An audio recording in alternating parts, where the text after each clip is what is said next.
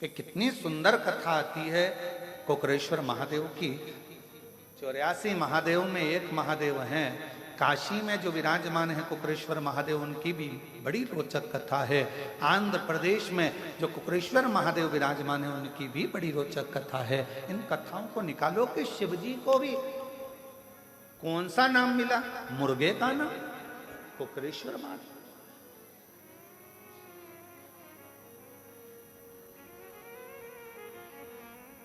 कोई उनको कुकटेश्वर महादेव कहता है, कोई उनको कुकरेश्वर महादेव कहता है। ऐसा नाम क्यों रखा? कहा एक कौशिक नाम के राजा हुए, बड़े विद्वान, बहुत, और वो भगवान के मंदिर, देवालय, शिवालय तो जाते नहीं थे। बस अपनी मस्ती में रहना, अपनी प्रजा को कोई तकलीफ ना हो, अपनी प्रजा को कोई कष्ट ना हो, उसका ध्यान रखते थे और अपने काम में लगे रहते। कभी कभी मन करता तो देवालय, तीर्थ, शिवालय चले जाते, भगवान के मंदिर चले जाते, स्मरण करते। उनकी पत्नी उनसे बहुत दुखी थी। कौशिक राजा की जो धर्म पत्नी थी वो बड़ी दुखी थी। क्यों?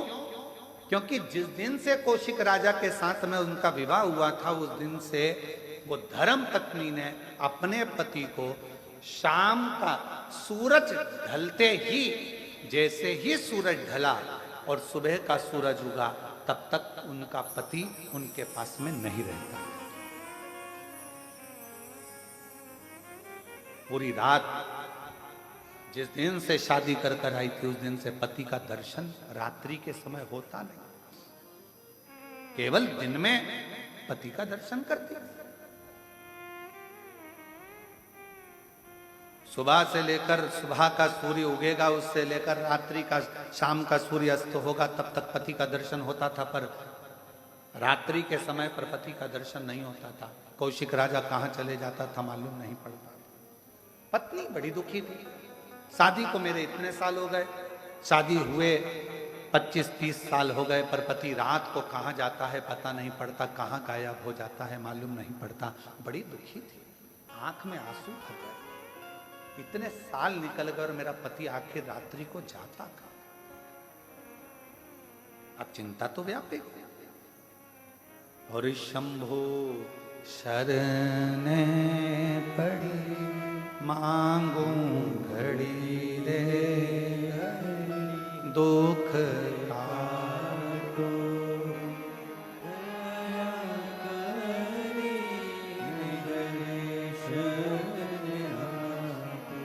ओ शंभो शरणे मांगूं घड़ी रे, दुख काटो, दया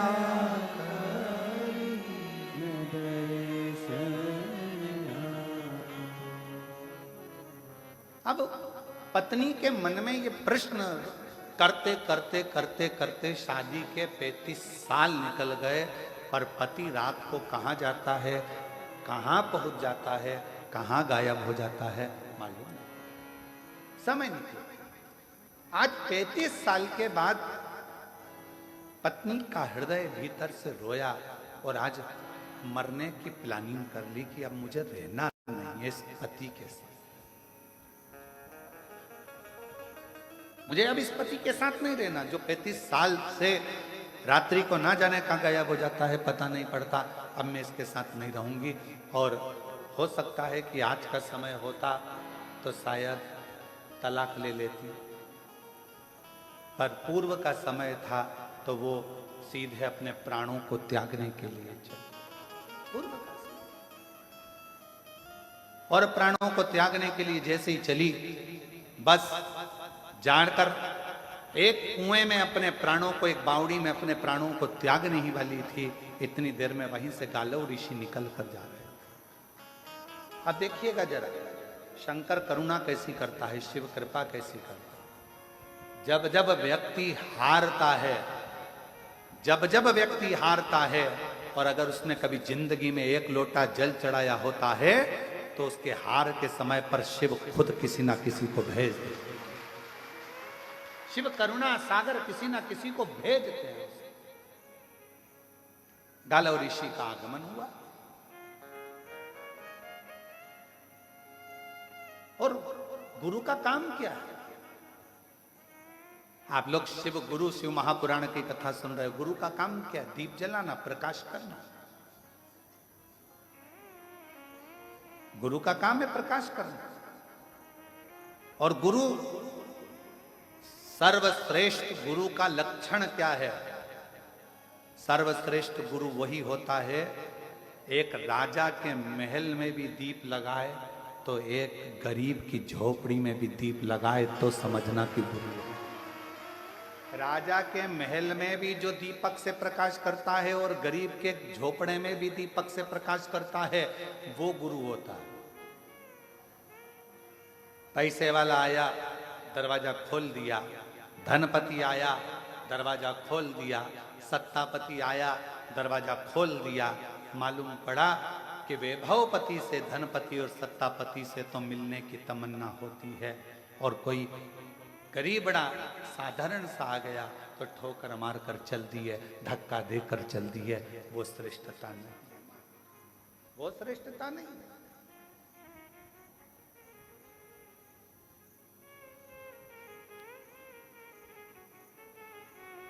एक साधारण भी आए तो उसका सम्मान, और एक राजा भी आए तो उसका सम्मान, एक धनपति भी आए तो उसका सम्मान, और एक गरीबड़ा भी आए तो उसका सम्मान, उसके अपमान ना।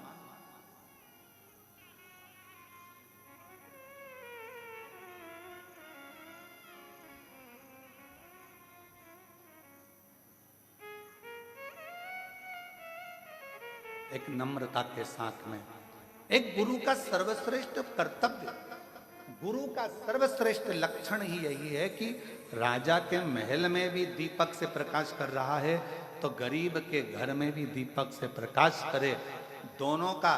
क्योंकि दिया जो होता है वो ये नहीं देखता है कि राजा का महल है कि गरीब का झोपड़ा है, दीपक तो प्रकाश करना जानता है। उसी तरह गुरु गुरु होता है, वो सर्व जगत में प्रकाश करना जानता है। वो ये नहीं कि मैं इसको ज्ञान नहीं दूंगा, ये ऐसा है वो वैसा है। शिव महापुराण की कथा कहती है, जिनको किसी ने नहीं अपनाया, जिन भूत प्रेत चुड़ैल भूतनी डाकनी पिशाचनी, जिनको दुनिया के लोगों ने धुतकारा, जिनको दुनिया के लोगों ने, कोई अपने घर की शादी में भूत को नहीं बुलाता, प्रेत को नहीं बुलाता। लोग अपने घर की शादी में देवी देवता नोचते, जगत जननी दुर्गा भवानी की पूजन करो, माता पूजन है। लोग पत्रिका में लिखाते हैं, शादी की पत्रिका छपती है तो उसमें लिखते हैं माता पूजन, मंडप, गणेश पूजन। तुमने कभी पत्रिका में देखा भूत पूजन, डाकनी पूजन, चुड़ैल पूजन, पिशाचनी पूजन? कभी तुमने पढ़ा? जम के तो बोलो नहीं पढ़ा। क्यों? इनको कोई बुलाता ही नहीं। अभी इनको कोई नहीं बुलाता तो भगवान शंकर ने विचार करा, जिनको कोई नहीं बुलाता उनको मैं बुलाऊं, मैं बुलाऊं। जिनको कोई नहीं पूछता उनको मैं पूछूं। बड़े बड़े को तो दुनिया बुला लेती है। आजकल एक फैशन चला है कि इनको बुलाओ अपना नाम चलेगा, उनको बुलाओ अपना नाम चलेगा। एक से बढ़कर एक ढेरों सेलिब्रिटियों को बुलाया जाता है जिससे अपना नाम चले, पर मेरे शंकर से बड़ा दुनिया में कोई सेलिब्रिटी हो ही नहीं सकता। मेरे शिव से कौन? नाम चलेगा, अपना नाम चलेगा, अपना वैभव बढ़ेगा, अपना वैभव बढ़ेगा ना। शिव महापुराण की कथा कहती है, भगवान शंकर तैयार हुए, दूल्हा बने, और उन्होंने सबसे पहला काम भगवान ब्रह्मा और विष्णु से कहा, तुम्हारे बारातियों को आगे ले जाओ, मना नहीं है, पर मेरे बाराती अब आएंगे, तुम घबरा जाओगे। डमरू खड़का कर उनने बुलाया, डाकनी पिशाचनी चुड़ैल भूत भयंकर। किसी की एक आंख थी, किसी की 12 आंख थी, किसी के 12 मुंह थे, किसी के 10 मुंह थे, अलग अलग। पांव की तो पूछो ही मती, किसी के हजारों और किसी का एक भी नहीं। और जिसका एक भी पाँव नहीं था उसको एक जगह बिठा देते थे और दूसरा भूत आकर उसमें लात मारता था तो वो देवताओं में जाकर भरा जाता था। देवता देखकर घबरा जाते थे तो वो आगे भग जाते थे। फिर दूसरा आता था तो वो देखता था, फिर ये रुक गया, फिर उसने लात दी गेंद की तरह, फिर गया।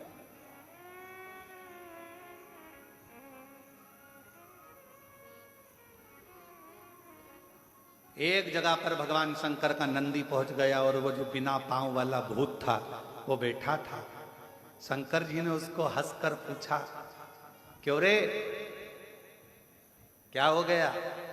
वो भूत बोला, बहुत देर से लोग मुझे लाती लात मार रहे हैं, बहुत देर, कुछ कृपा करो ना प्रभु, अभी पीछे से और आ रहे होंगे, फिर लात देंगे धर के। शंकर भगवान अपने भक्त को बल देते हैं। तो शिव जी ने कहा उस भूत से, क्यों चिंता करता है, हल्का रहेगा तो लात मारेंगे, मेरा वर है तुझे, एकदम भारी हो जा, एकदम भारी पत्थर की तरह, फिर देखूं लात पड़े कि नहीं पड़े। फुटबॉल का मैच देखा है आप लोगों ने? फुटबॉल का, अरे जम के तो बोलो। फुटबॉल के मैच में एक अकेली फुटबॉल को इधर से भी लात, उधर से भी लात, इधर से भी लात, उधर से भी लात मारी जाती है। क्यों मारी जाती है? क्योंकि वो अंदर से खाली होती है। अगर वो फुटबॉल में रेत भर दी जाए, पत्थर भर दिया जाए, तो किसी के बाप में दम हो तो मार के बताए। फुटबॉल खाली है तो लात पड़ रही है, भरा गई तो किसी में दम नहीं कि लात मार दे। शंकर भगवान हमेशा बल देते हैं। शिव जी ने कहा चिंता मत कर, अब कोई लात मारे तो उससे पहले मेरा नाम लेके कल्ला जीवड़ा कर कर कठोर बनकर बैठ जाना, फिर लात नहीं पड़ेगी। तो कहा प्रभु फिर मैं आपकी बारात में चलूंगा कैसे? शिव जी कहते हैं जब इतना बल अंदर से आ जाएगा कि तू पत्थर की तरह हो जाएगा तो अपने बल पर हाथ से चलकर आएगा, चिंता मत कर, चलेगा, दौड़ेगा। और वही हुआ, पीछे से एक भूत आया, उसने जो लात दी, लात देते से उसकी लात टूट गई। उसने सोच लिया अब अपन में इतना बल आ गया है तो अपने हाथ किस काम का आएंगे। उसने पांव की जगह हाथ से चलता चलता भगवान शिव की बारात में पहुंचा है, क्योंकि शिव बल प्रदान करते हैं। सबसे बड़ा बल देने वाला एक ही है, वो महाबलेश्वर देवाधिदेव महादेव है। शिव जी का एक नाम महाबलेश्वर है क्योंकि वो बल प्रदान करता है। भगवान शंकर अविरल बल देते हैं, इसलिए उनका नाम महाबलेश्वर भी कहा। हाथ के बल पर चलते।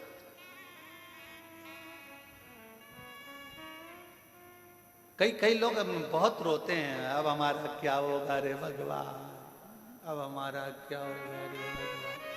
भगवान कहता है क्यों चिंता करते हैं, जगत पर विश्वास कर कर देखा था, उसने धोखा दिया, जगत के लोगों ने ठोकर दी, अब खुद पर विश्वास कर, खुद को मजबूत कर। किसी की सामर्थ्यता नहीं कि कोई तुझे ठोकर लगा, खुद की। अपने आप को बुलंद करिए, दूसरे की चमक से कभी मत चमको, अपनी चमक बरकरार रखो, दूसरे की चमक से नहीं, अपनी चमक बरकरार रखो। विचार करा कि मेरे प्राण छूट जाए। कौशिक राजा की धर्मपत्नी मरने के लिए, प्राण छोड़ने के लिए बावड़ी पर, कुएं पर पहुंच गई। सामने से गालव ऋषि ने रोक दिया, क्या कर रही हो, कौन हो तुम? मैं कौशिक राजा की पत्नी। क्यों, हुआ क्या, क्या हुआ? महाराज 35 साल हो गए मेरी शादी को, पर मेरा पति दिन में तो दिखता है पर रात में नजर नहीं आता, ना जाने कहाँ चले जाता है, दिखता भी नहीं है, ओझल हो जाता है, समझ नहीं आता क्या करूं। इतने में गालव ऋषि ने उस बेटी का सांत्वना देकर कहा चल तू मेरे आश्रम में चल, मैं तुझे एक उपदेश देता हूँ। आश्रम में ले गए, उसको फल दिया, खाने को बिठा दिया और कहा क्यों चिंता करती है, क्या बात है? उसने कहा बात केवल इतनी है, मेरी शादी को 35 साल हो गए, मेरा पति दिन में तो दिखता है पर रात में नजर नहीं। इतनी सी बात? हाँ, क्या नाम है तेरे पति का? राजा कौशिक मेरा पति। राजा कौशिक वो तो बड़ा विद्वान है, बड़ा विद्वान है, हाँ भक्त भी है, हाँ उसके साथ ऐसा होता है, हाँ। तब गालव ऋषि ने शिव जी की आराधना कर कर और मानसिक शिव की पूजन कर कर शंकर भगवान से पूछा, बाबा आप बताओ कि ये क्या हो रहा। शिव की आज्ञा हुई, ध्यान लगा कर देखा तो गालव ऋषि ने कौशिक राजा की पत्नी से कहा, तेरा पति पूर्व समय में राजा विदुरथ का बेटा था। एक राजा हुए हैं विदुरथ, उनका पुत्र पूर्व समय में तेरा पति राजा कौशिक पूर्व समय में राजा विदुरथ का बेटा था। और इतना सुंदर था, इतना सुंदर था, सारे ठाट उसके हाथ में थे, सारी स्त्रियों का भोग भी वो भोगता था, सारे साज का भोग वो भोगता था। पर एक गलत काम वो करता था, क्या कि वो सुबह से लेकर शाम तक मुर्गा को मारकर, कुक्कुट को मारकर उसके मांस का भक्षण करता था, उसके मांस का भक्षण करता था।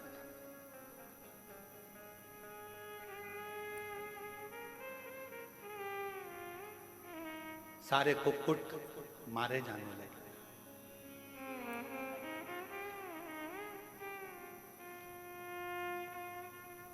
प्राण छूटने लगे सारे मुर्गाओं के, सारे कुक्कुटों के। नगर के जितने कुक्कुट थे, जितने मुर्गा थे, सब अपने राजा के पास गए। राजा का नाम था, मुर्गाओं का, कुक्कुट का जो राजा होता है उसका नाम होता है ताम्रचूर्ण। क्या नाम है? ताम्रचूर्ण। कुक्कुट का राजा, मुर्गा के राजा का नाम है ताम्रचूर्ण। ताम्रचूर्ण राजा के पास में गए, महाराज वो विदुरथ राजा का बेटा हमको मार मार कर खाता जा रहा है और हम सब कष्ट में हैं, कुछ करिए। ताम्रचूर्ण नाम का जो राजा था, मुर्गों का, जो कुक्कुटों का राजा था, वो भगवान का विरल भक्त था, भक्त था, अविरल। कल कथा में कहा था, एक चींटी भी अगर शिव जी से चिपकी हुई है ना, तो समझ लेना कि वो साधारण नहीं है। एक चींटा शंकर भगवान के शिवलिंग के पास में चिपक कर बैठा है तो वो साधारण नहीं है। एक छोटा सा कीड़ा भी शंकर के शिवलिंग के पास बैठा है तो समझ लेना वो साधारण नहीं है। ना जाने कौन सा पूर्व जन्म का पुण्य होगा जो शिव के करीब में।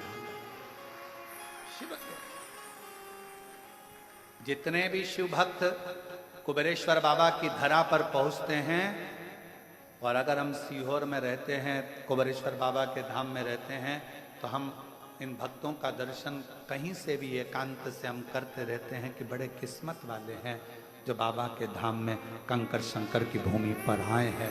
ये शिव के कोई पिछले जन्म के अच्छे कर्म मुझे बाबा तेरा,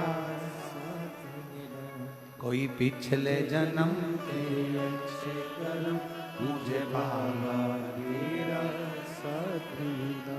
जहाँ सारी दुनिया झुकती है, जहाँ सारी दुनिया झुकती है, मुझे वो आली दरबार मिला, दरबार मिला। कोई पिछले जन्म के अच्छे कर्म मुझे बाबा तेरा साथ मिला। कोई पिछले जन्म के अच्छे कर्म मुझे बाबा तेरा साथ मिला। कोई पिछला जन्म का कोई पुण्य हो, पिछले जन्म का कोई,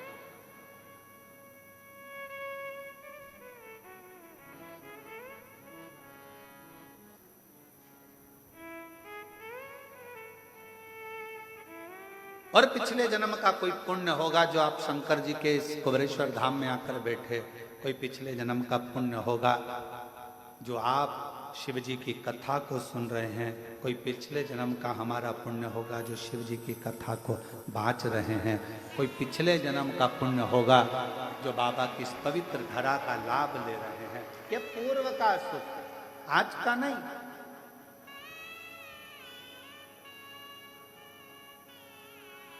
ताम्रचूर्ण मुर्गों का राजा, कुक्कुटों का राजा,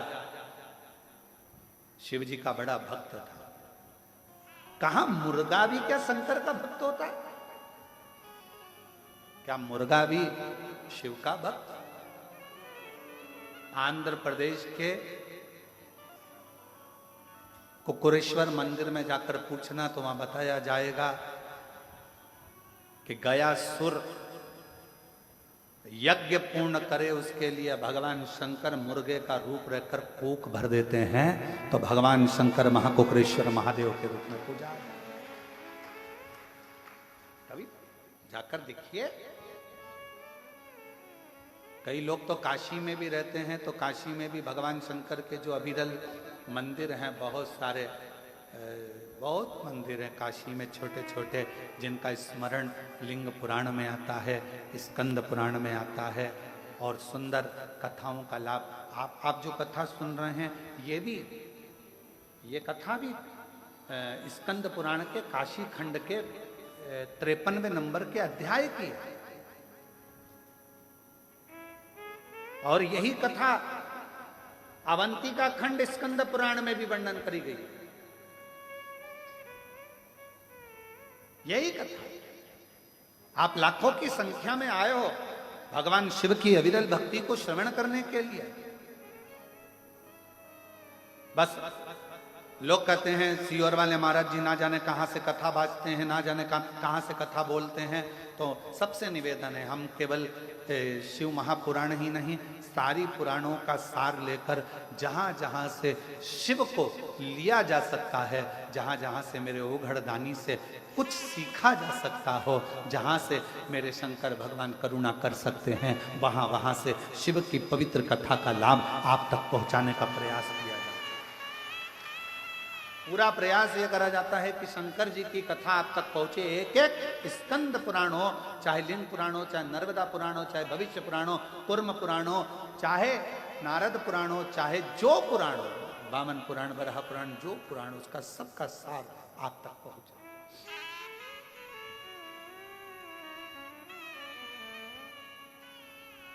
तो कहा ताम्रचूर्ण राजा, कुक्कुटों का राजा, मुर्गाओं का राजा, भगवान का उपासक था, और उस राजा के पास सूचना पहुंच गई कि ये विदुरथ नाम के राजा का बेटा तो हमको मार मार कर खाए जा रहा है और बहुत कष्ट दे रहा है, कुछ कृपा करिए, कुछ दया करिए,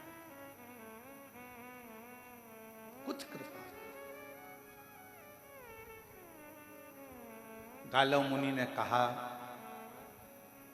रानी से, हे रानी, तभी उसी समय ताम्रचूर्ण राजा को क्रोध आ गया जो शिवजी के मंदिर से आ रहा था, जो शंकर की आराधना में डूबा रहता है, शिव की उपासना में डूबा रहता है, भगवान शंकर की आराधना में जो डूबा रहता है, धीरे धीरे धीरे धीरे शिव का अंश का भाव, उसमें एक अंश मात्र का शिव करुणा का भाव आने लगता है और उसकी वाणी भी सिद्ध हो जाती है। कबीरदास जी का एक प्रसंग सामने आता है कि कबीरदास जी के बेटे के पास में एक व्यक्ति आया और आकर किसी ने कहा कि इस व्यक्ति को शरीर में कुष्ठ रोग हो गया। कुष्ठ रोग? हमने सुना है कि आप ठीक कर देते हो।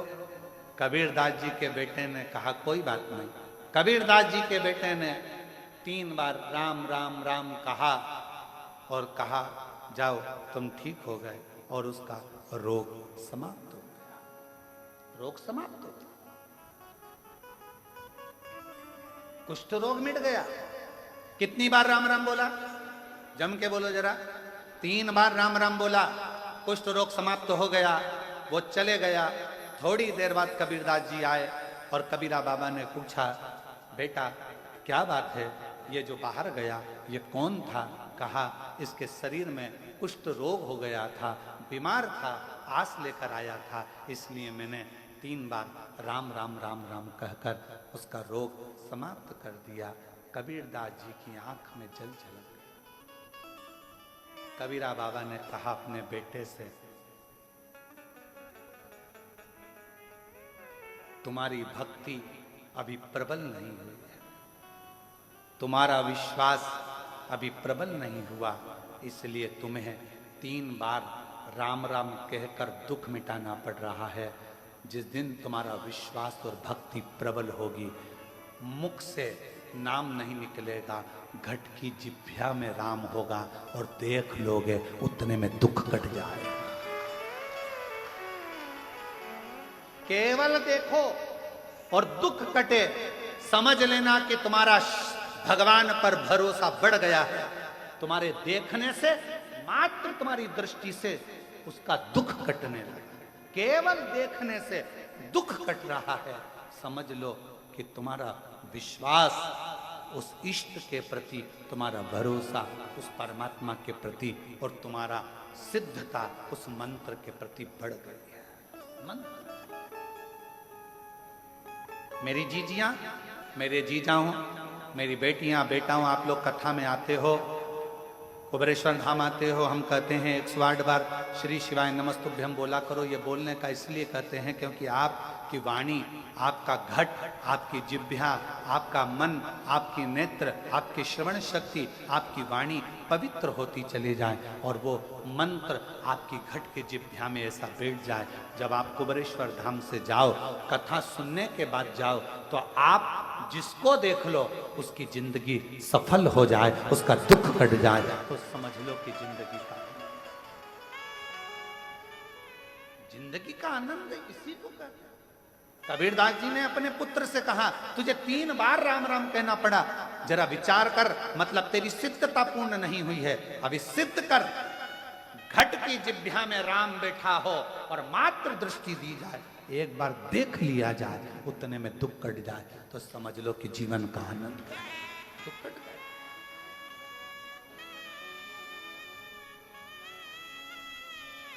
और मेरे भोले तेरा सहारा है, मेरे भोले तेरा सहारा है, मेरी नैया का तू किनारा है, मेरी नैया का तू किनारा है।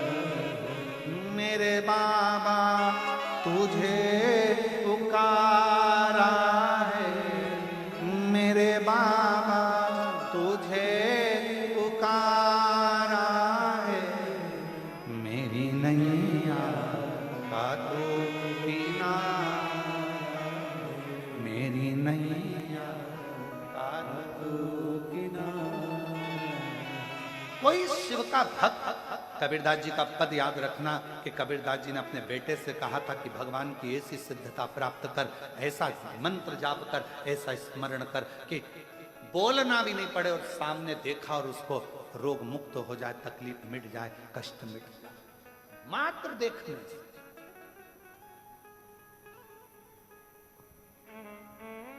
और कृपा की न होती जो आदत तुम्हारी, तो सुनी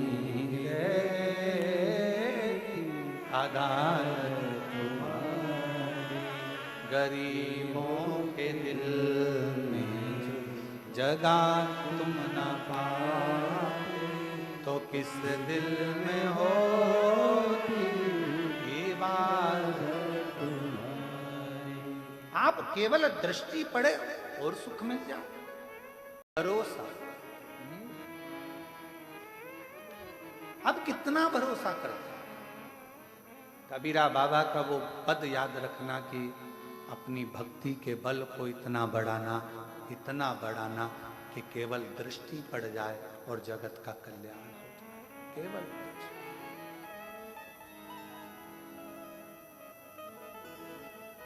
एक नजर कृपा की कर दो ओ भोले त्रिपुरारी, एक नजर कृपा की कर दो ओ भोले त्रिपुरारी, ओ भोले त्रिपुरारी, ओ भोले त्रिपुरारी, एक नजर कृपा की कर दो ओ भोले त्रिपुरारी, निर्धन की झोली भर दो ओ भोले त्रिपुरारी, निर्धन की झोली भर दो ओ भोले त्रिपुरारी। तुम आना भोले बाबा, तुम आना भोले बाबा, मेरे मकान में तेरा डमरू डम डम बाजे सारे जहान में। तुम आना भोले बाबा, तुम आना भोले बाबा, मेरे मकान में तेरा डमरू डम डम बाजे सारे जहान में। तुम आना भोले बाबा, तुम आना भोले बाबा, मेरे मकान में सब गाइए तेरा डमरू डम डम बाजे सारे जहान में। तुम आना भोले बाबा, तुम आना भोले बाबा।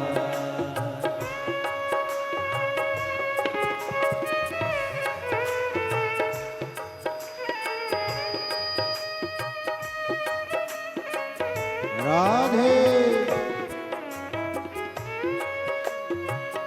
हरि बोल।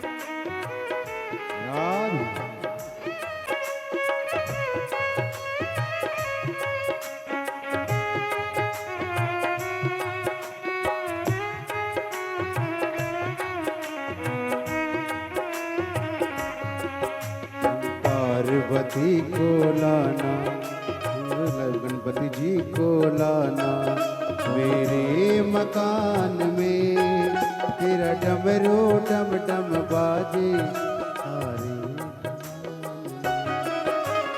पार्वती को लाना, संग गणपति जी को लाना, मेरे मकान में तेरा डमरू डम डम बाजे सारे जहान में। तुम आना भोले बाबा, तुम आना भोले बाबा, मेरे मकान में तेरा डमरू डम डम बाजे सारे जहान में। राधे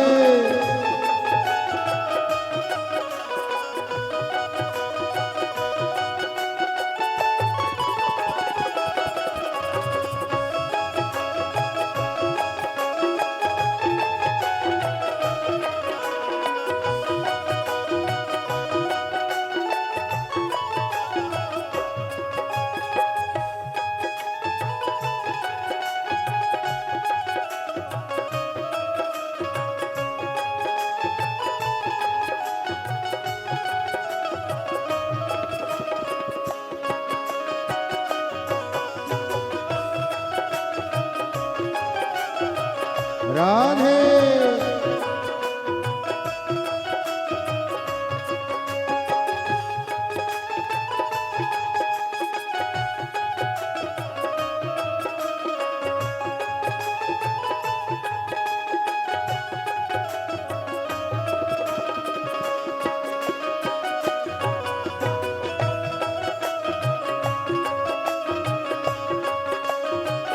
राधे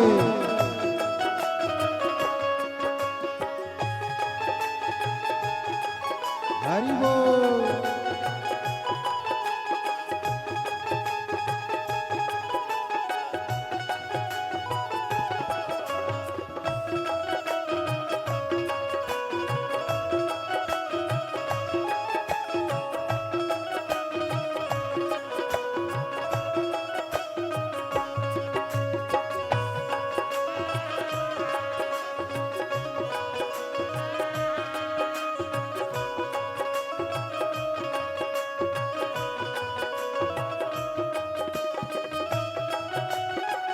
राधे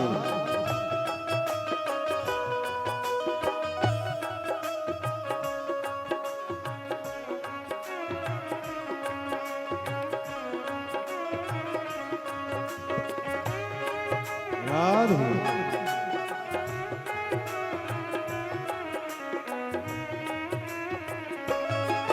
तुम विष्णु जी को लाना तुम विष्णु जी को लाना संग लक्ष्मी जी को लाना संग लक्ष्मी जी को लाना तुम विष्णु जी को लाना संग लक्ष्मी जी को लाना तुम विष्णु जी को लाना संग लक्ष्मी जी को लाना मेरे मकान में तेरा डमरू डम डम बाजे सारे जहान में तेरा डमरू डम डम बाजे सारे जहान में तुम आना भोले बाबा तुम आना भोले बाबा मेरे मकान में तेरा डमरू डम डम बाजे सारे जहान में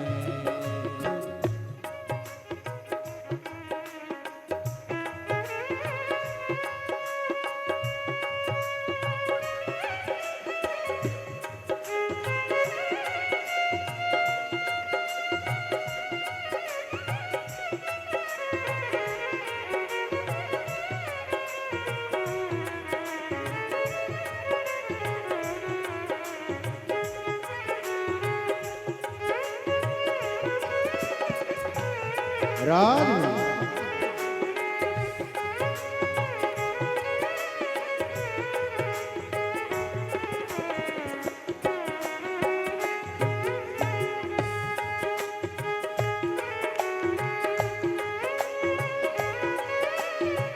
हरि बोल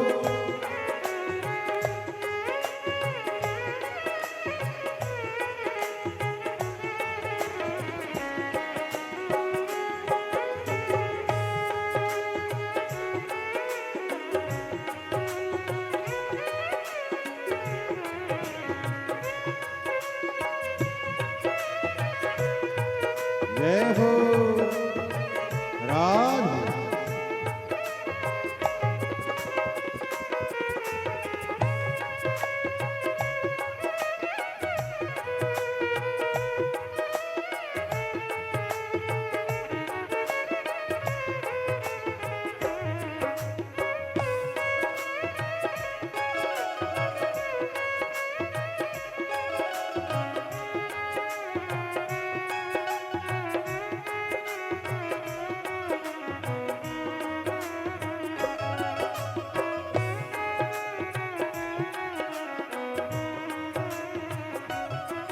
तुम ब्रह्मा जी को लाना संग ब्रह्मानी को लाना तुम ब्रह्मा जी को लाना संग ब्रह्मानी को लाना तुम ब्रह्मा जी को लाना संग ब्रह्मानी को लाना तुम ब्रह्मा जी को लाना संग ब्रह्मानी को लाना मेरे मकान में तेरा डमरू डम डम बाजे सारे जहान में तेरा डमरू डम डम बाजे सारे जहान में तुम आना भोले बाबा तुम आना भोले बाबा मेरे मकान में तेरा डमरू डम डम बाजे सारे जहान में तुम आना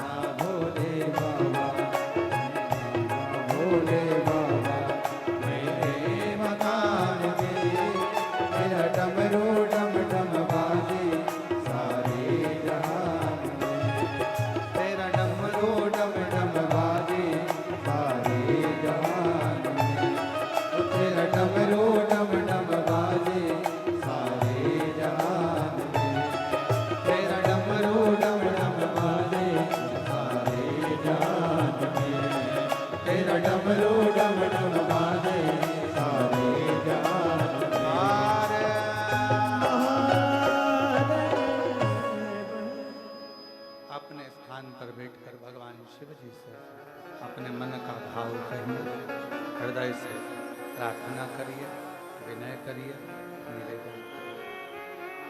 जहाँ जगह मिले वहाँ बैठें और शिव जी को अपने मन से, भाव से, हृदय से प्रणाम करें, विनय करें, निवेदन करें, दिल से प्रार्थना करें। आज भौम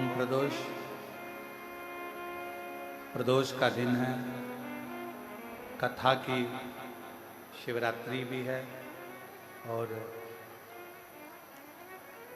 कल कथा का समय यही 1 बजे से 4 बजे तक रहेगा। पंडाल में भी कथा का समय 1 से 4 रहेगा और टीवी पर भी कथा का समय 1 से 4 रहेगा। इस बक्से को बंद कर दो, गड़बड़ होगा। कथा का समय 1 से 4 रहेगा, या उसको थोड़ा स्लो कर दो। हृदय से, भाव से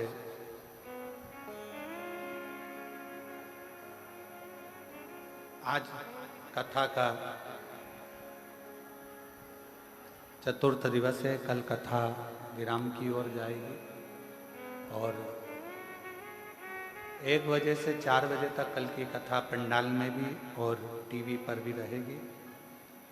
परसों गुरु पूर्णिमा महोत्सव, शिव दीक्षा, गुरु दीक्षा महोत्सव सुबह 9 बजे से प्रारंभ हो जाएगा और गुरु दीक्षा पाद पूजन का जो क्रम रहेगा वो सुबह 9 बजे से रहेगा। गुरु पूर्णिमा पर आशीष वचन, सभी जितने शिव भक्त हैं पूरे दुनिया में जो शंकर जी को मानते हैं, उन सभी शिव भक्तों के लिए आशीष वचन का समय टीवी पर, आस्था चैनल पर और पंडाल में दोपहर में 1 बजे से 2:30 बजे तक रहेगा। 1.5 घंटे का ये आशीष वचन रहेगा और फिर बाबा का सुंदर आनंद भय धारण करेंगे। सभी लोग साथ में शिव नाम का स्मरण, भाव से प्रार्थना। आज प्रदोष का दिन और कथा की शिवरात्रि का दिन, दिल से करें।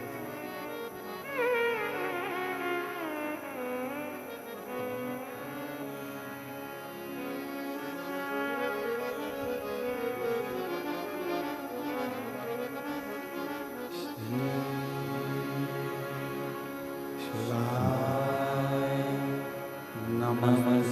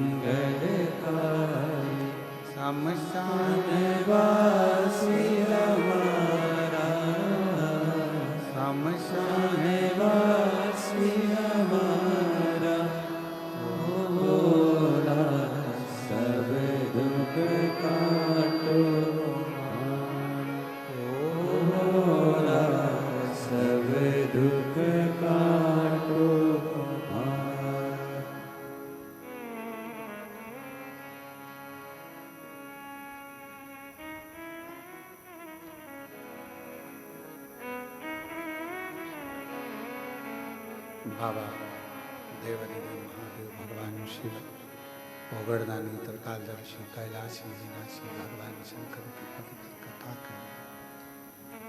शिव महापुराण की कथा वर्णन कर रही है। कौशिक राजा की पत्नी गालव मुनि के पास में बैठकर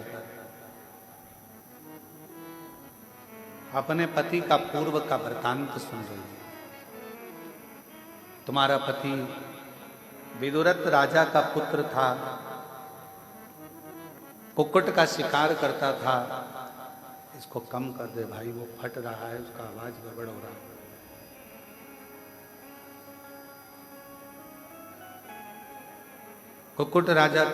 कुक्कुट का शिकार करता था और कुक्कुटों ने, सारे जितने भी कुक्कुट थे, जितने मुर्गा थे, सब ने जाकर कुक्कुटों के राजा ताम्रचूर्ण से जाकर विनय निवेदन,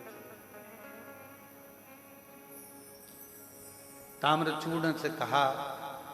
अब उनको कौन बताए कि ताम्रचूर्ण शिव का उपासक था, भजन करने वाला, स्मरण करने वाला, नाम जाप करने वाला। भले वो पक्षी था, कुक्कुट था, पर राजा होकर शिव की आराधना में लगा रहता, शिव उपासना में लगा रहता।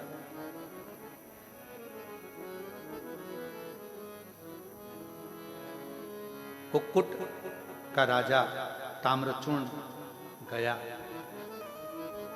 और सीधे विदुरथ राजा के पुत्र के पास में, और विदुरथ राजा के पुत्र के पास में जाकर, विदुरथ राजा के पुत्र के पास में पहुंचकर फिर वहीं पर जाकर कहा, राजन वो माइक कम कर दे, वो बक्सा कम कर दे।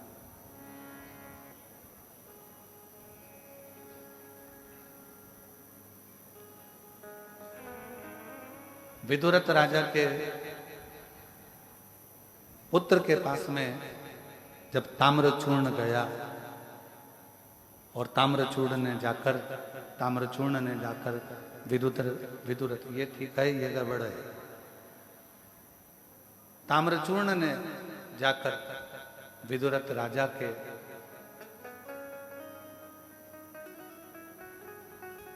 पुत्र के पास में जाकर कहा, राजन, तुम संपूर्ण भोग में भोगने के लिए आए हो, हम जानते हैं, और तुम राजा हो, हम मानते हैं इस चीज के लिए। पर तुम पक्षियों को अगर कष्ट दे रहे हो, कुक्कुट का संहार कर रहे हो और उनको कष्ट दे रहे हो, तो ये श्रेष्ठता नहीं। मैं तुम्हें श्राप देता हूं कि तुम क्षय रोग से ग्रसित हो जाओ, तुम क्षय रोग से ग्रसित हो, ये मेरा श्राप। अब जैसे ही सुना कि क्षय रोग से ग्रसित होगे, क्षय रोग से ग्रसित हो जाओगे, ये सुनकर बड़ा दुखी हुआ विदुरथ राजा का। चरणों में पड़ गया, महाराज क्षमा करो, क्षमा करो। तब ताम्रचूर्ण राजा ने, कुक्कुटों के राजा ने कहा कि तू इतना क्षमा मांग रहा है, तो मैं तुझे उस क्षय रोग से मुक्त कर कर तुझे श्रापित करता हूं कि तेरा जो अगला जन्म होगा वो एक राजा के घर में होगा, और तू जन्म लेने पर दिन में तो मनुष्य की योनि में होगा, पर रात्रि में तू सूर्य अस्त होते से ही तू मुर्गा बन जाएगा। जिस मुर्गा का तूने मांस का भक्षण करा है, जिस कुक्कुट को तूने मारा है, उसकी योनि तुझे सूर्य ढलते से प्रातः में सूर्य उगते तक में तुझे मुर्गा बनना पड़ेगा, तुझे कुक्कुट बनना पड़ेगा। ये ताम्रचूर्ण ने कहा। और ताम्रचूर्ण का शब्द सुनकर बड़ा दुखी हो गया रानी ने जैसे ही सुना गालव मुनि के मुख से कि मेरे पति को यह श्राप है पूर्व समय का, पूर्व जन्म का, और मेरा निवेदन आप सबसे, दुनिया के लोग कहते हैं कि ये खा लो, वो खा लो, ये खा लो, मेरा निवेदन है मांसाहार करने वालों से कि एक बात अपने अंदर याद रखना, जितना जितना कष्ट किसी पक्षी, पशु या जीव को दोगे, उतना कष्ट तुम्हें मरने से पहले इसी संसार में भोगना पड़ेगा। मरने के बाद की हम भी गारंटी नहीं लेते, क्योंकि हमने देखा भी नहीं और जानते भी नहीं, पर जीते जी भोग। मत बुरे कर्म कर बंदे, वरना पछताएगा, भगवान की आंखों से तू बच नहीं पाएगा, तू बच नहीं पाएगा। अरे ओ अज्ञानी मत करना, अरे ओ अज्ञानी मत करना, तेरे कर्म का फल भी तू ही पाएगा, जैसा किया तूने तेरे आगे आएगा। मत बुरे कर्म कर बंदे, वरना पछताएगा, भगवान की आंखों से तू बच नहीं पाएगा, तू बच नहीं पाएगा। अरे ओ अज्ञानी मत करना, तुम्हारे कर्म का भोग तुम्हें भोगना, कोई नहीं भोगेगा, जैसा करोगे वैसा भोगोगे। इसलिए कुछ अच्छा करते चलो, जिंदगी में श्रेष्ठ करने का प्रयास करो, कुछ अच्छा करने का प्रयास करो।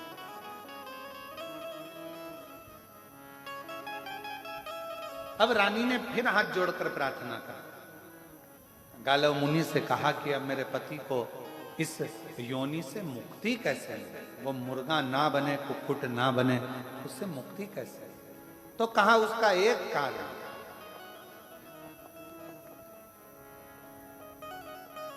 जिस स्थान पर ताम्रचूर्ण ने तप करा, जिस स्थान पर ताम्रचूर्ण ने अपनी चोंच से मिट्टी भरकर एक लिंग का निर्माण करा हो, और उस लिंग का निर्माण कर कर उसकी आराधना वो कुक्कुटों का राजा करता हो, उस स्थान पर अगर तुम्हारा पति पहुंचकर शिव का अभिषेक कर कर, पूजन कर कर, अर्चना कर कर क्षमा याचना करे, तो वो उस योनि से मुक्त हो सकता। महाराज,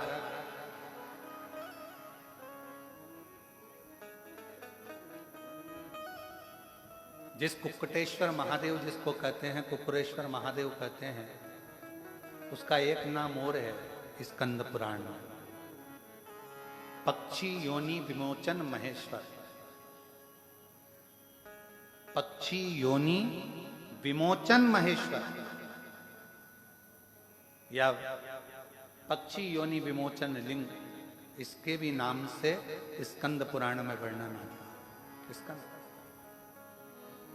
हम काशी में रहने वालों से कहेंगे कि एक बार कुक्कुटेश्वर महादेव का दर्शन, कुक्कुटेश्वर महादेव का दर्शन अवश्य करें। और यहाँ अवंतिकापुरी में जाने वाले जितने भी शिव भक्त हैं, जो उज्जैनी अवंतिका का दर्शन करते हैं, उनसे कहेंगे 84 महादेव में एक महादेव 21वें नंबर के महादेव कुक्कुटेश्वर महादेव का दर्शन जरूर करो, जिससे आने वाले जीवन में अगर हमारी कोई कुल में, परिवार में कोई पशु पक्षी की योनि में भी अगर कोई पड़ा होता है, हम जब कुक्कुटेश्वर महादेव का दर्शन करते हैं, जल चढ़ाते हैं, तो उस योनि से हमारे जीव भी मुक्त होते चले। तुम्हारे पति से कहो जाकर कुक्कुटेश्वर महादेव का दर्शन करें, जहां ताम्रचूर्ण ने उस लिंग का निर्माण कर भगवान शिव का दर्शन पाया था, और शिव जी ने वहां पर उस ताम्रचूर्ण को दर्शन दिया। महाराज, कौशिक राजा ने पत्नी के साथ में जाकर पूजन आराधना करी, अर्चना करी और शिव की ऐसी कृपा हुई कि उस योनि से वो मुक्त हो गए। आपको मालूम है शिव जी के मंदिर में, शंकर के धाम में, शिव के स्मरण में हम लोग, आप लोग जब दंडवत करते हैं, प्रणाम करते हैं, भगवान को नमन करते हैं, तो उस शरीर के जमीन पर सोने पर ना जाने कितने कितने जीव ऐसे रहते हैं। वो जीव हमारे चित्त वृत्ति से, शिव नाम से, शिव उपासना से हमारा और आपका कल्याण करते हैं।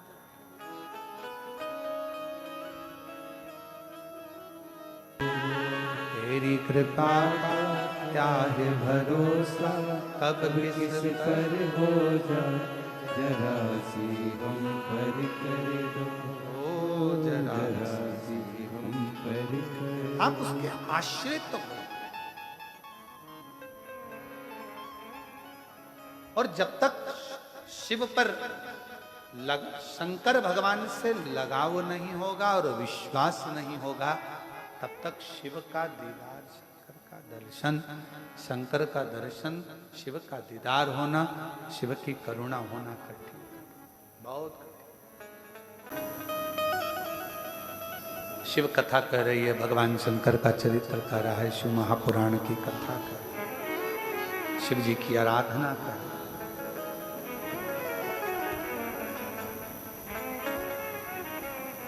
किसी जीव को कष्ट देकर, कई लोग कहते हैं कि भगवान को बलि चाहिए, भगवान को ये चाहिए। ना ना ना, मेरा ओघड़ दानी, मेरा शंभु, मेरा त्रिकालदर्शी, मेरा कैलाशी, मेरा शिव, मेरा ओघड़ दानी, मेरा शंभु पशु पक्षी की रक्षा करने वाला, उसका नाम पशुपति नाथ।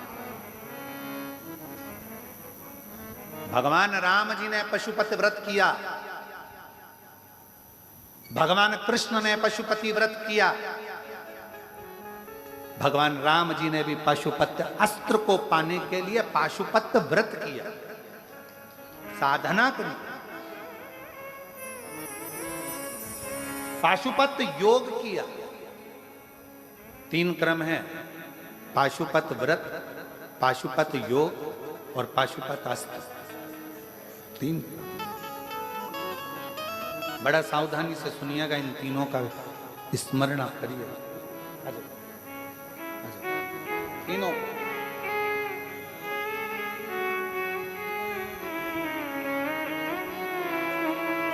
भोलेनाथ नमन चरणों में स्वीकार कीजिए, सबका किया है मेरा भी उद्धार कीजिए, उद्धार कीजिए। हे त्रिपुंडधारी, हे त्रिशूलधारी, हे त्रिपुंडधारी, हे त्रिशूलधारी। दंडवत करती करती यहाँ तक पहुंची है, एक बार जोरदार ताली बजाएं साथ।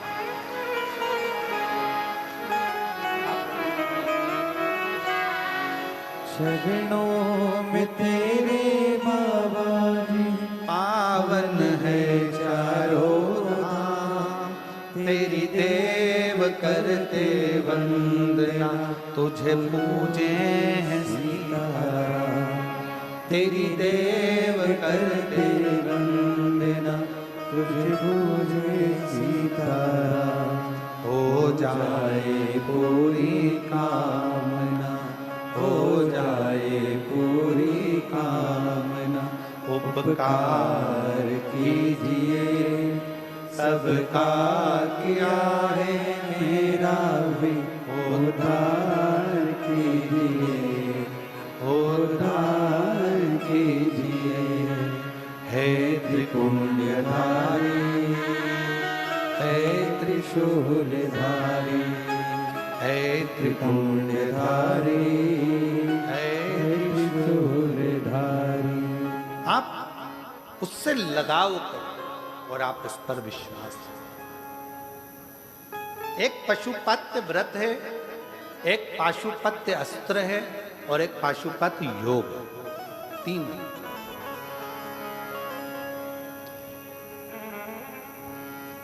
अब आप और हम तो पाशुपत्य अस्त्र को प्राप्त कर नहीं सकते, क्योंकि हमारा इतना तप नहीं, हमारा इतना बल नहीं, हमारी इतनी साधना नहीं। आप और हम पाशुपत्य योग भी नहीं कर पाते, तो आप और हमने क्या करा? जम के बोलो, पाशुपति व्रत।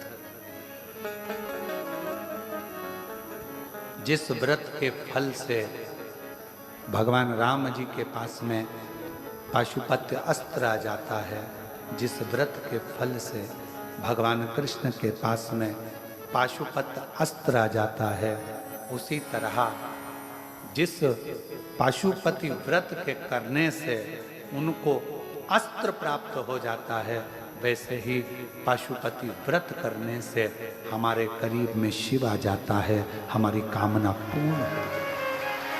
कामना कितने दिए लगते हैं?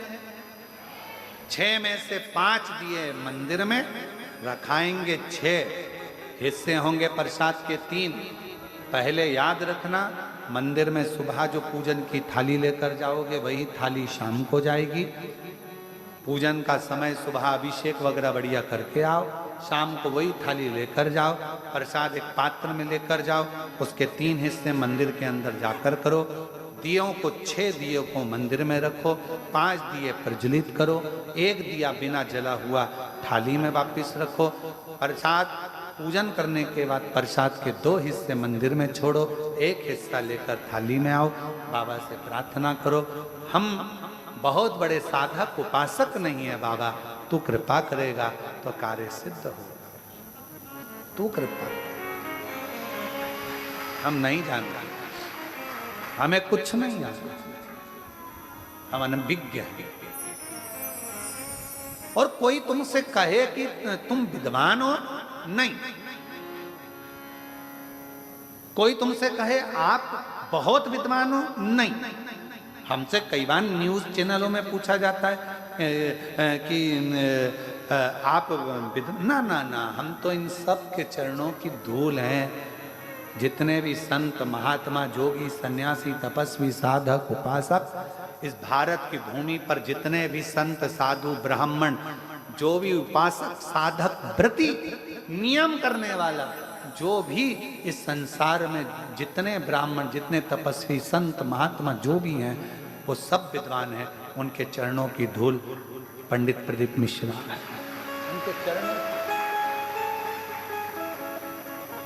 उनके चरण की कोई धूल झड़ी होगी तो वो हम हैं, कोई धूल। सब विद्वान, अपन को विद्वत्ता नहीं, अपन को विद्वान। और फिर निवेदन करूं आप सबसे, शिव के मंदिर में पूजन करने जा रहे हो और किसी की थाली में कोई कमी है, शंकर जी के सामने कभी किसी की कमी मत बताना।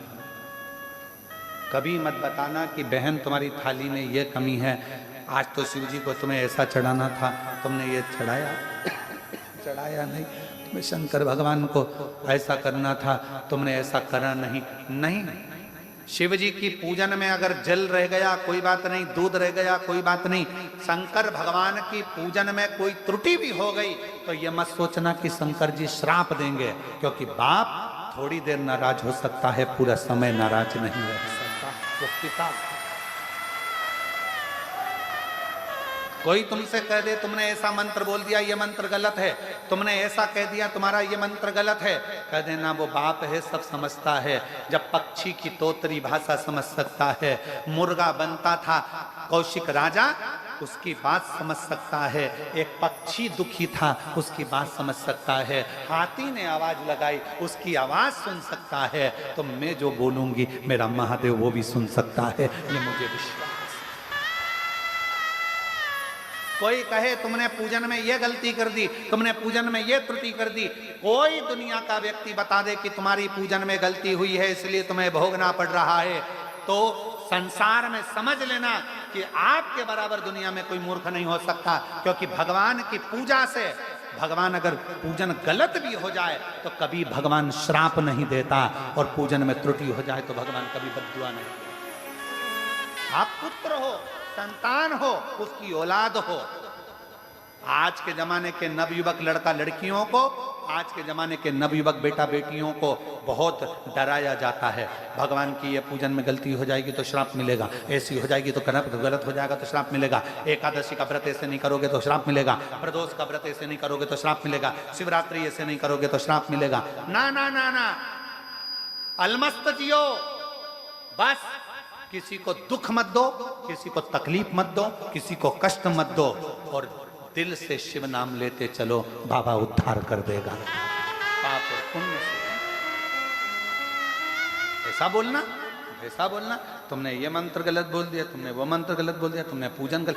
भगवान शंकर के मंदिर में तुम्हें सब कुछ आता है, तुम बहुत अच्छी पूजन करते हो, पर शिव जी के मंदिर में, और एक बात हमेशा याद रखो, अपनी जिंदगी में उतार कर रखो, तुम कितने बड़े भी विद्वान क्यों ना हो, कितने बड़े भी विद्वान क्यों ना हो, और तुम्हारे घर पर कोई छोटा सा भी ब्राह्मण, छोटा सा भी पंडित, छोटा सा भी विद्वान ब्राह्मण तुम्हारे घर में पूजन कराने आया है, तुम्हें पूरी पूजन आती है, और मान लो छोटे से ब्राह्मण से कुछ पूजन में गलती भी हो जाए ना, तो कभी उसके सामने, उस पूजन के सामने उसका अपमान मत करो कि महाराज जी तुम्हें कुछ नहीं आता, बल्कि कहो महाराज जी बहुत अच्छी पूजन कराई है, मेरा बाबा स्वीकार करेगा। श्रेष्ठ कोई छोटा सा ब्राह्मण अभी आगे बढ़ा है, कोई छोटा सा ब्राह्मण अभी अग्रण्य हुआ है, अभी अभी उसने पूजन चालू करी है, अभी अभी उसने अनुष्ठान करना चालू करा है, अभी अभी उसने पूजन स्मरण करना प्रारंभ करा है, तुम्हारे दरवाजे पर आकर पूजन करा रहा है। जानते हैं तुम्हें सब कुछ आता है, तुम विद्वान हो, तुम्हें बहुत सारा पूजन पाठ आता है, पर उसको नहीं आता तो भी उसका आदर कर कर बहुत बढ़िया महाराज जी आपने कराया, कुछ नहीं तो ब्राह्मण के चरण तो हमारे यहाँ पड़ गए, उसी में हमारा कल्याण हो गया। बहुत उतना श्रेष्ठ करो पूजन, स्मरण, भजन, कीर्तन, आपको बहुत कुछ आता है। शिव जी के मंदिर में बैठे हो, पूजन का सामान कम है, किसी महिला को ये मत कहना कि ये कम सामान कम है। कई लोग पूछते हैं, कई लोग कहते हैं हम क्या लेकर आए भगवान शंकर के मंदिर में, क्या लेकर जाए, क्या आराधना करें, क्या निवेदन करें, क्या चाकरी करें, क्या पूजन करें, क्या आराधना करें, जो मन कर जाए, जैसा मन कर जाए, जैसा। हम तो बाबा के भरोसे चलते हैं, डमरू वाले के भरोसे चलते हैं। सावन महीने में लोग बहुत भरमाएंगे, आपको भरमाना नहीं है, एक लोटा जल। सावन में 2 लोटा जल, सारी दिल से प्रार्थना, दिल से विनय करो, निवेदन करो बाबा से, हृदय से प्रार्थना। जब आप दिल से प्रार्थना करेंगे, दिल से बोलेंगे, दिल से प्रार्थना करेंगे, विनय करेंगे, वो दिल से स्वीकार करें, दिल से। पशुपति व्रत 6 दिए सामने, प्रसाद के 3 हिस्से। एक पशुपति व्रत का फल कितना होता है? पशुपति व्रत करने वाली मेरी जीजियां, मेरे जीजा, मेरी बेटियां, मेरे बेटा, मेरी माताएं, मेरे भाई, स्मरण करना। 6 दिए जमीन पर आराम से रखो, बाबा के प्रसाद के 3 हिस्से करो, दिल से प्रार्थना करो। एक दिया बिना जला हुआ रखो थाली में, प्रसाद का 1 हिस्सा रखो, बाबा को विनती कर कर जाओ। 5 व्रत एक ही मंदिर में पूरे करो, 5 सोमवार। और एक बात याद रखना, यदि सावन के सोमवार का व्रत करते हो तो पशुपति व्रत मत करना, पशुपति व्रत करते हो तो सावन के सोमवार का व्रत नहीं करो। हमने पहले भी कथा में कहा व्रत एक ही मान्य होगा। कई माताएं कहती है सावन का महीना चल रहा है तो ये सोमवार भी हो जाएगा, वो नहीं, मान के चलना कि हमको पशुपति ही करना है तो पशुपति करो, गिनती में वही लिया जाए, तब जीव का कल्याण। प्रसाद शिव जी को जो प्रसाद चढ़ता है 3 हिस्से होते हैं, वो प्रसाद बाजार से नहीं आएगा, खुद बनाओ, नहीं है तो गुड़ ले जाओ, नहीं है थोड़ा सा सीरा, थोड़ी सी खीर, कुछ भी मीठा भात, कुछ भी बना कर लेकर जाओ, पर अपने हाथों से, अपने हाथों, जैसा होगा मेरा बाबा स्वीकार करो, जैसा। पशुपति व्रत की महत्वता शिव पुराण भी करता है, पशुपति व्रत की महत्वता लिंग पुराण भी करता है, पशुपति व्रत की महत्वता स्कंद पुराण भी करता है, पशुपति व्रत की महत्वता नर्मदा पुराण भी करता है, पशुपति व्रत की प्रधानता कूर्म पुराण भी करता है। बस दुनिया के लोगों ने इस व्रत को नीचे दबा दिया था, ये दुनिया के सामने नहीं था तो छुपा हुआ था। जब से लोगों ने शिव पुराण सुनना चालू करी, लोगों की बुद्धि में बैठ गया कि पशुपति व्रत होता है जो जगत का कल्याण करता है। व्रत जगत का कल्याण, ऐसे व्रत की प्रधानता, पशुपति व्रत की मूलता। महाराज आगे वर्णन आया भगवान शिव जी के सुंदर सुपुत्र भगवान श्री गणेश जी महाराज के मंगल विवाह का। भगवान गणेश जी रिद्धि सिद्धि को लेकर आ रहे हैं, जोरदार ताली बजाकर उनका साधुता करेंगे।